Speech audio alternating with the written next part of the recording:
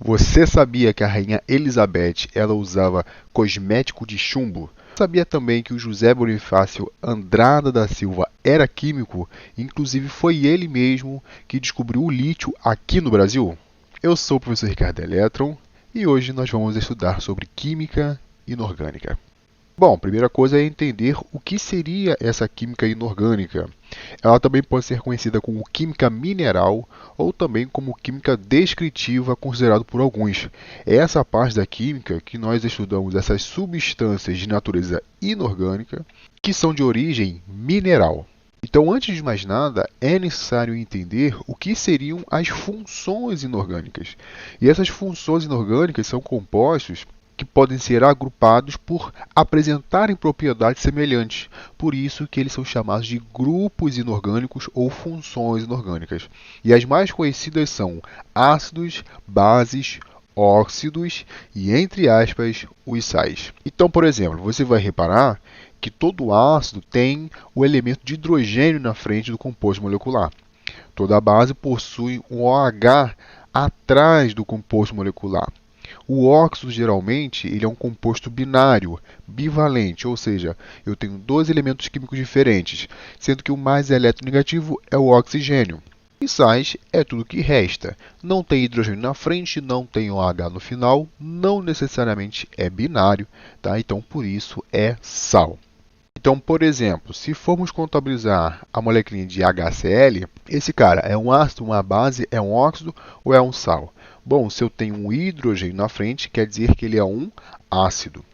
Se eu for pegar, por exemplo, o NaOH, ele é um ácido, é uma base, é um óxido ou é um sal? É uma base, ó, porque eu tenho um OH no final. Se eu fosse pegar o CO2, ele é um ácido, ele é um óxido, ele é uma base ou ele é um sal? Bom, é um composto binário, tem dois elementos químicos e o mais eletronegativo é o oxigênio, portanto, é um óxido. Se eu fosse pegar, por exemplo, o caso do KMNO4, bom, ele é um ácido? Não, porque não tem hidrogênio na frente. É uma base? Não, porque não tem OH no final. É óxido? Não, porque não é binário. Eu tenho aqui potássio, manganês e oxigênio. Então eu tenho três elementos. Não é binário. Ele vai ser um composto que a gente vai chamar de ternário. E tem aqui, ó, então, tudo que resta, um sal, tá? Então foi o que sobrou, tá joia?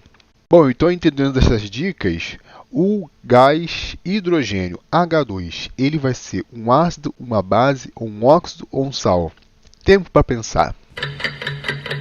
Bom, acabou o tempo.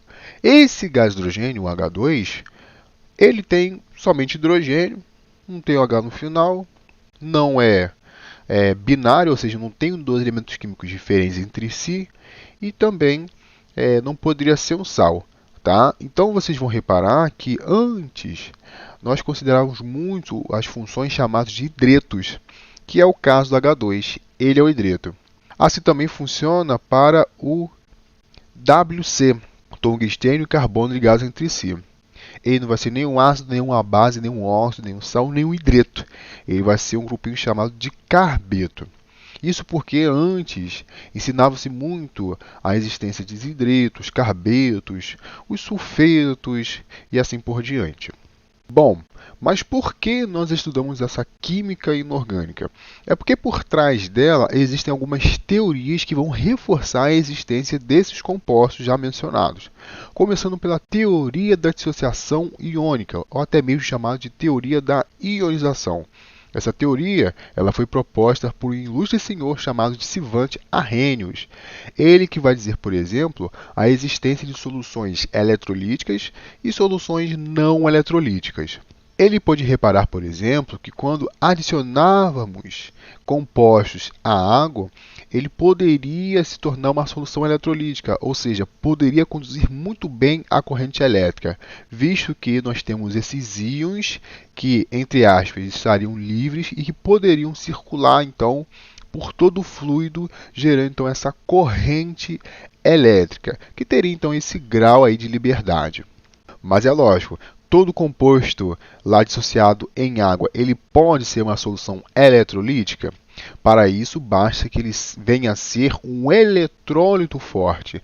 Aí sim, eu consigo promover então uma solução eletrolítica. Se eu tenho um eletrólito e ele não é forte, então eu tenho a existência de soluções não eletrolíticas. Cuidado! As soluções não eletrolíticas não quer dizer que ela não conduz corrente elétrica. Ela conduz sim, mas conduz pouco.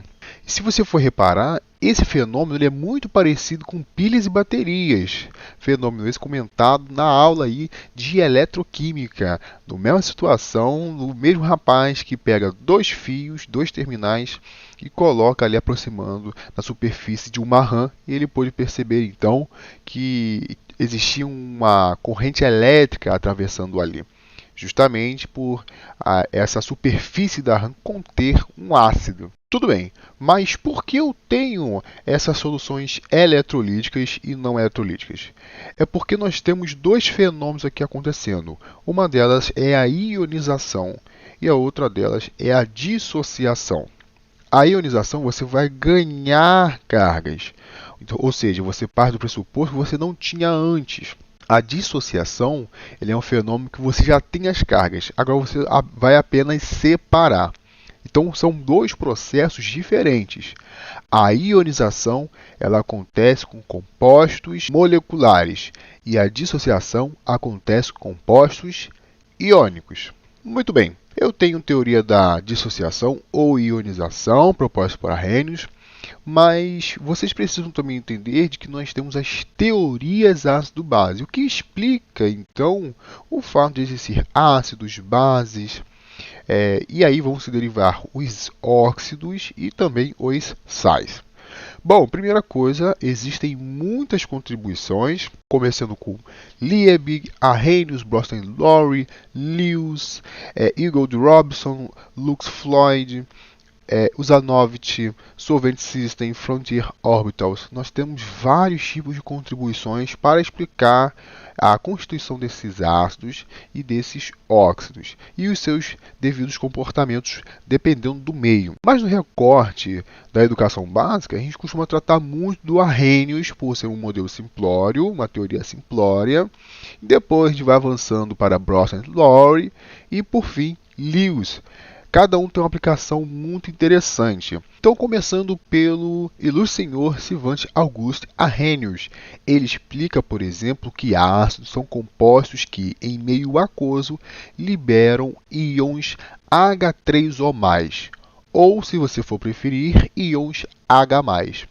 Os íons H+, é a forma abreviada dos íons H3O+. Esse cara, H3O+, ele é chamado de hidrônio.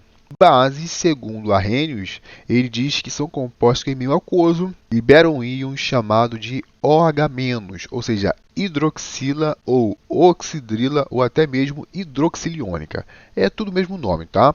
Mas o mais famoso é a hidroxila. Então, se você for reparar, por isso que todo ácido tem hidrogênio na frente. É da onde vai sair o H+.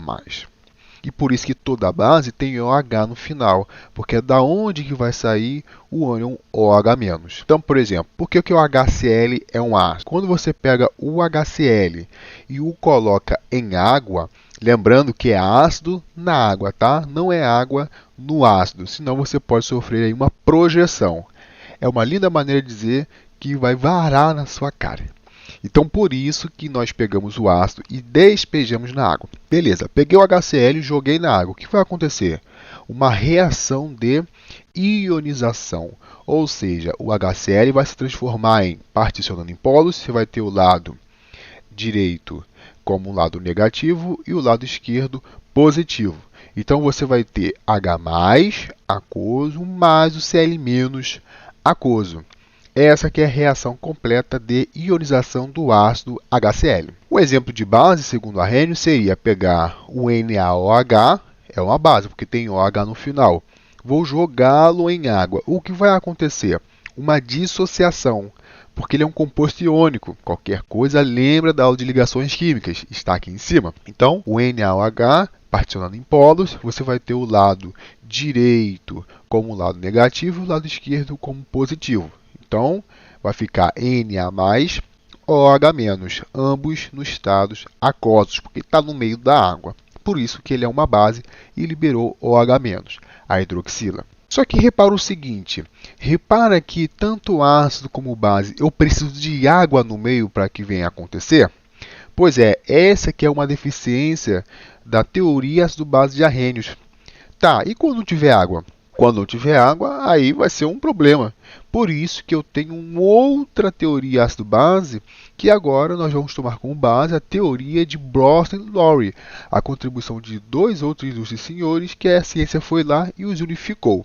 Ácidos, segundo Bronsted-Lowry, são compostos que doam prótons, ou seja, doam H+. E bases são espécies que recebem esse H+, ou seja, recebem este próton.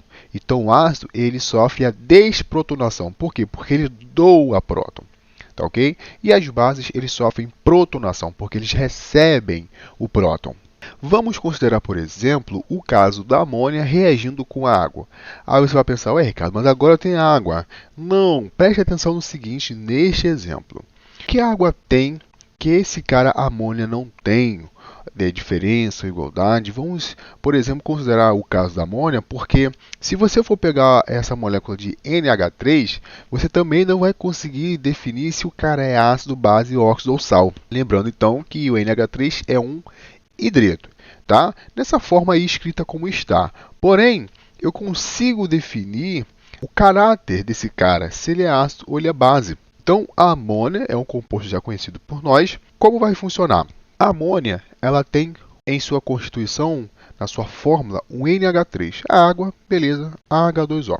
Muito bem. A água, ela tem um H na frente, não tem? Então, me parece que ela é um ácido.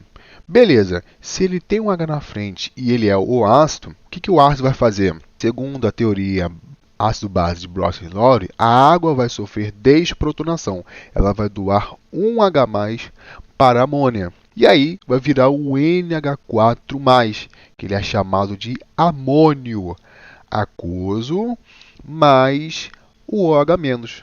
Olha que engraçado. A água sofreu desprotonação. Ele deu um próton para a amônia. E aí do outro lado virou amônio. E ainda liberou o OH-. E se você voltar na teoria ácido-base de Arrhenius, que é o composto que libera OH-? Não é a base? Então, isso é para reforçar de que a amônia, o NH3, é a base. Então, por isso, reparem que você vai formar um par, tá? Um par que nós vamos chamar de par conjugado. Quando você pega a água para gerar, por exemplo, o OH-, você vai ter um par conjugado. Quando você pega um NH3 para formar o NH4+, você vai ter outro par conjugado. Então, por isso que NH4+ vai ser o ácido conjugado e o OH- vai ser a base conjugada. O engraçado também é que quando a água reage com um HCl, por exemplo, você vai ver que já tem um ácido, que é o HCl. A água vai ser o que então? A base vai formar os íons hidrônio e os íons Cl-. Eu tenho duas reações aqui já mencionadas, onde a água ela age como ácido, ora age como base. E isso é um fenômeno também conhecido, chamado de anfiprótica, ou até mesmo anfótera, ou até mesmo anfotérica, ou anfifílica.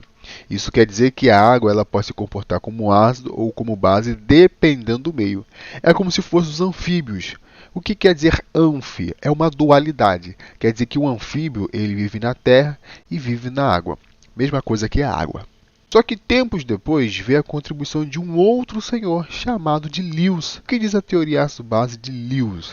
Lembra de Lewis? Aquele mesmo, o próprio, que montou a estrutura de Lewis para falar das ligações químicas. Então, o ácido, segundo Lewis, é aquele cara que vai ser o receptor do par eletrônico. Bases vão ser compostos que doam o par eletrônico. É até engraçado, né? Porque ele monta a estrutura de Lewis, que é justamente conceituada em elétrons, e aqui ele traça teorias ácido-base também se embasando em elétrons. Então você tem um caso aqui do AlCl3, tricloreto de alumínio, reagindo, por exemplo, com ácido clorídrico, com HCl. O que vai ser formado? Vai ser formado, então, o AlCl4- e o H+. Por quê? Porque o HCl ele tem um par de elétrons disponível. Na verdade, tem 3 pares de elétrons disponíveis. Só que um desses pares ele vai ser doado para o AlCl3, até porque o alumínio está deficiente de 3 elétrons. Então, o Cl, lá da molécula de HCl, vai doar um par de elétrons para o alumínio.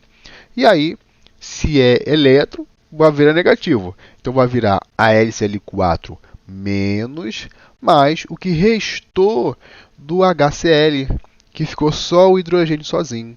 Então, vai virar H+. Isso também acontece com a amônia e o trifluoreto de boro. Amônia NH3, trifluoreto de boro BF3. Quem tem o par de elétrons? Vai ser a amônia. Ele tem um par de elétrons livres, não ligantes. Aí ele vai resolver doar esse par de elétrons para o trifluoreto de boro, até porque está deficiente de 3 elétrons. Só que o engraçado é que eles vão formar um composto só. É o que nós chamamos de duto, ou até mesmo um composto de coordenação. Aqui acontece, essa estrutura única que vai ser mediada então por essa teoria ácido-base de Lewis. Todos eles se convergem para a mesma situação. Eu consigo agora determinar quem é ácido e quem é base. Espero que você tenha gostado da aula e segue uma dica de leitura de artigo científico. Leia a teoria ácido-base do século XX. Eu tenho certeza que vai ajudá-los. Obrigado, até a próxima aula. Valeu!